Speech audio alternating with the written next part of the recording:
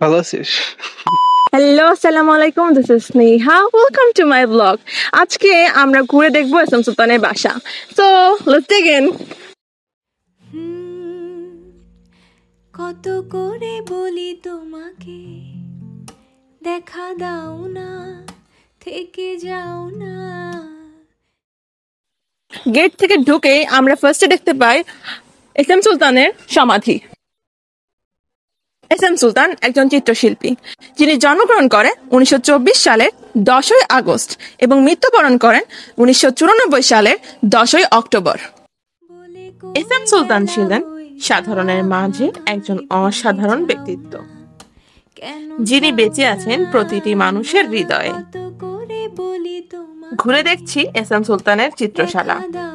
এই চিত্রশালার ভেতরে ছবি বা ভিডিও করা নিষিদ্ধ, তবে আপনি যদি ছবি কিংবা ভিডিও করতে চান তাহলে আপনাকে স্পেশাল পারমিশন করাইতে হবে।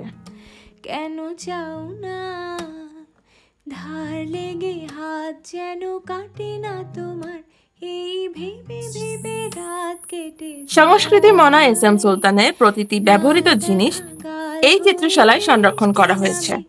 আর মেঘগুলো ক্ষয়ে ক্ষয়ে যায়। নড়াইল বরাবরই সংস্কৃতি সমৃদ্ধ জেলা। এখানে প্রতিটি শিশুই এসএম সুলতানের আদর্শ নিয়ে বড় হয়। এসএম সুলতান ভালোবাসতেন শিশুদের, আর শিশুদেরকে ভালোবেসে তিনি তৈরি করেছিলেন শিশু স্বর্গ। কি এক ঝড় সেজে থামবে কবে, আমি সারাদিন বসে জানালায়। ছোটবেলা থেকে আমিও এই শিশু স্বর্গেই শিখেছি ছবি আঁকা। আর কি হবে যদি ভাগ করে সুখে থাকা যায়, থেকে যাও না। ঘুরে এলাম এসএম সুলতানের চিত্রশালা থেকে। দেখলাম হাজারো সভ্যতার ছবি, যা এঁকেছিলেন এসএম সুলতান তার নিজের রং তুলি দিয়ে। হ্যাঁ, এসএম সুলতান, আমাদের নড়াইলের গর্ব এসএম সুলতান। চলুন তার সম্পর্কে আরো কিছু জেনে নেওয়া যাক। কেন চাও না ভুলে গেলে কি এসে যায়, থেকে যাও না, কেন চাও না।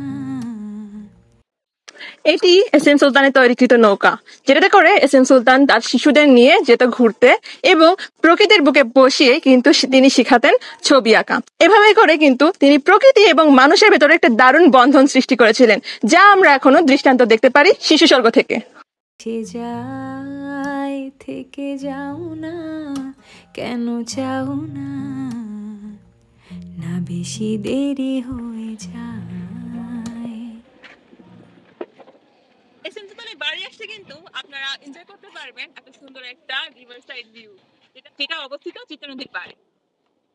দেখা দাও না, থেকে যাও না, বলে কই বেলা হয়ে যায়, ফিরে চাও না, কেন চাও না, কত করে বলি তোমাকে